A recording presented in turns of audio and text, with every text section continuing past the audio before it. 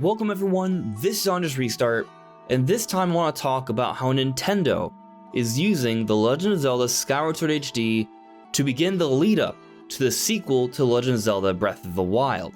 This is very exciting to me because I feel like we're now starting to enter into that realm of Zelda 35th anniversary celebrations, and with these celebrations comes the inevitable news of Breath of the Wild 2. What is going on with this game? Well, I feel like Nintendo's actually giving us a fair bit of hints here from a few different angles, from a story perspective, from potentially a gameplay perspective, from a release timing perspective. There's a lot going on here, and some of which is sort of supported by a leaker we've talked about on the channel for a while already, that's Samus Hunter. So we're going to be going into that, talking about that, but then going beyond that, because I do feel like there's quite a few things going on right now that sort of support my idea here that Nintendo is very much using Skyward Sword HD to lead up to Breath of the Wild 2 in a few different ways, and I just gotta be frank with you, I'm very excited, so let's jump into the discussion. But before we do, let me talk about my social media very quickly. You may see a few different things here on screen. You can check that all out, it's linked in the description below, and of course, if you like what you're seeing here, you can subscribe. So let's first kick things off with what Samus Hunter has been saying. So what I want to point out here is the timing of things. So here in this tweet, Samus Hunter is saying, Zelda Skyward Sword HD has been chosen as the first title for the anniversary because it's the beginning of the series, and Nintendo wanted to introduce to new fans of the series the origin of some characters, objects, places, and the consequences of the story. So here Samus Hunter is sharing out Nintendo Prime's video. They had a discussion privately about this, and now Samus Hunter is sharing that information publicly. So I'm going to go ahead and link both this tweet and Nintendo Prime's video on the whole subject and more things that were said in the description below, so check both those things out. But what I really want to point out, as I said earlier, is the timing of this tweet. 12:35 p.m., May 18th, 2021. So now let's take a look at Nintendo starting the push with Skyward Sword. They started talking about the Amiibo and all of that, and this tweet was at 9:16 p.m., May 18th, 2021. In other words, Samus Hunter is sharing with us information well beforehand. To spell it out clearly, here's another example of Samus Hunter providing to us accurate information of what's about to come from Nintendo and their marketing here. And in case you're confused about the PMs and the AMs, Nintendo Prime and Samus Hunter had a discussion about this way beforehand, because there was already a video of Nintendo Prime talking about this way before the actual announcement of the Zelda and Loftwing Amiibo for Skyward Sword. So this is another very strong point for Samus Hunter in terms of their credibility. We've been talking to them throughout the last few weeks, and they've said things, and they've shared a lot of it publicly, and Nintendo Prime as well. And I gotta tell you, as time goes on, I am trusting this person more and more and more. But let me read another part of what Samus Hunter was saying here. For this reason, it was given priority to it and not to Wind Waker or Twilight Princess, that were already remastered on Wii U and are likely coming to Switch at a later date, depending also on the release date for the sequel to Breath of the Wild. So, sooner or later there's probably going to be another video talking about this whole roller coaster of conflicting reports and leaks and rumors about the release date situation with Breath of the Wild 2. But I'll just tell you, from what I've talked about with Samus Hunter, from what I've talked about with other people and things I've heard, it's not set in stone yet, even though some people are suggesting that is the case. And I feel like when I see things said by Samus Hunter, who is continually proving to have a very strong track record, stronger than a lot of other insiders, I am inclined to believe what they're saying. And what they're saying isn't that Breath of the Wild 2 will come out this year, just to be clear. What they're saying is that it's not set in stone yet, which lines up with what I've heard in the background as well, and it does make sense. Considering how the February Nintendo Direct was handled, they talked about things in 2022, but did not clarify things for the second half of 2021. It's quite peculiar. But what's also peculiar is this entire Skyward Sword HD controversy. So, while I don't really want to give my specific opinions on what you should buy or not buy, I think if you see a product, if you want it, buy it. If you don't, that's fine. You are the consumer. You choose what is valuable. If you don't like the price of something, then guess what? Don't buy it, and if enough people feel the same way, Nintendo or whatever other company has an overpriced product will learned their lesson. But between the $60 Skyward Sword HD game and the $25 Amiibo, I think all of this is really being treated as collectibles and such for the anniversary, and because the Switch is selling so well, they can get away with it. But what's fascinating to me is that from what we've seen so far as Skyward Sword, while I do think there are some nice improvements, there isn't like any sort of expanded new content. If you look at all of the other remasters we've seen on the Nintendo Switch, most of them have some sort of level of new content in here, and for Skyward Sword we know about the 60 frames per second, which I do think is a really big deal, and the optimized controls and the traditional controls thrown in there as well, and then now we know about this Amiibo connectivity. That's pretty much it. Those are pretty much the big main points here, save for the game being in HD. But while some people are perhaps taking offense to Skyward Sword not having additional content, to me it's perhaps indicative of something else. So firstly, Twilight Princess and Wind Waker HD, while they had some new content in there, it was nothing significant. But when you think about the release timing of Skyward Sword, how it's coming out in July, it does make me wonder what else Nintendo has planned for the rest of the year. As Samus Hunter was alluding to, Wind Waker HD and Twilight Princess HD likely will release depending on when Breath of the Wild 2 is going to come out. But considering there's no expansive new content in Skyward Sword, to me that does definitely support the idea that there will be more Zelda coming out later in the year. It's the same reason why I feel like 3D World plus Bowser's Fury is indicative of the opposite, that we're not getting another big new mainline 3D Mario this year because, well, we got a whole bunch of new content, 3D Mario content with Bowser's Fury in 3D World. If Skyward Sword HD had a few extra new dungeons and things of that nature with a few new boss fights, then I would say, okay, hold on a second, they're giving us a few dozen more hours of extra gameplay here. Perhaps they want this to sort of function as the main Zelda game for the year. But Skyward Sword HD just has a number of nice little improvements, but nothing that's like a whole bunch of new content. And it's coming out in July, so there's a lot more space for other Zelda content to fill up Nintendo's 35th anniversary plans. Maybe that is Breath of the Wild 2, maybe that's just something else. But as we discussed earlier, it really just seems like it kind of depends on if Nintendo can get Breath of the Wild 2 ready for the holiday. Nintendo wants Breath of the Wild 2 and this supposed Switch Pro to come out for the holiday, but obviously because of COVID and all, because how Zelda development is, that's not set in stone, at least from last we heard, but we'll see what happens this E3.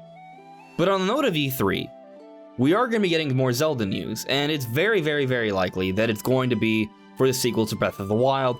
That's what this seems to all be sort of building up to. The several times that AJ Numa has told us that we'll have to wait for more details at a later date, the same way how Skyward Sword HD news is coming out now as opposed to Nintendo saving it for E3.